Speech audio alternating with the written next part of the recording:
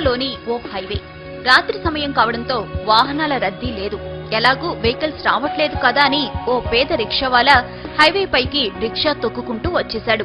సరిగ్గా అదే సమయంలో ఓ ట్రక్ శరవేగంగా అట్టే దూసుకొచ్చింది. ట్రక్ డ్రైవర్ రిక్షావాలాను గమనించేంత టైం లేదు. బ్రేక్ వేసేలోపే ప్రమాదం జరిగే పరిస్థితి వచ్చింది. సరిగ్గా అదే సమయంలో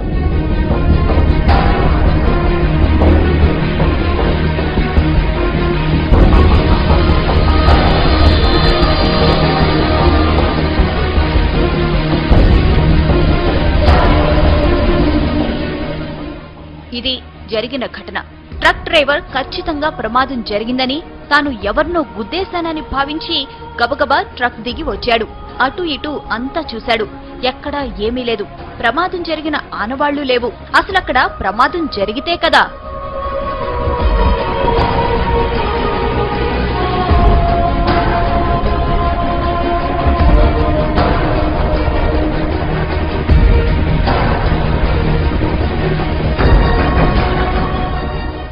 రిక్షావాలాను రక్షించిన అదృశ్య శక్తి అతన్ని రోడ్డు పక్కన విడిచిపెట్టింది.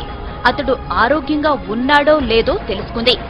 అతడు సరిగ్గానే ఉన్నాడని భావించి అక్కడి నుంచి మెల్లగా వెళ్లిపోయింది.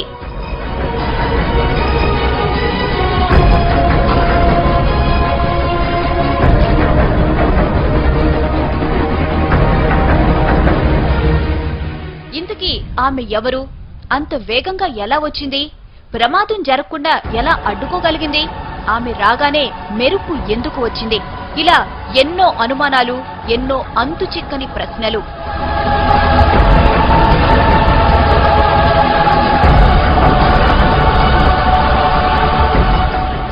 అంత వేగంగా మెరుపులా వచ్చింది కాబట్టి ఆమె ఖచ్చితంగా గ్రహాంతర వాసేనంటున్నారు కొందరు. గ్రహాంతర వాసే అయితే ప్రమాదం జరుగుతుందని ముందే ఎలా ఊహించిందని ప్రశ్నిస్తున్నారు ఇంకొందరు.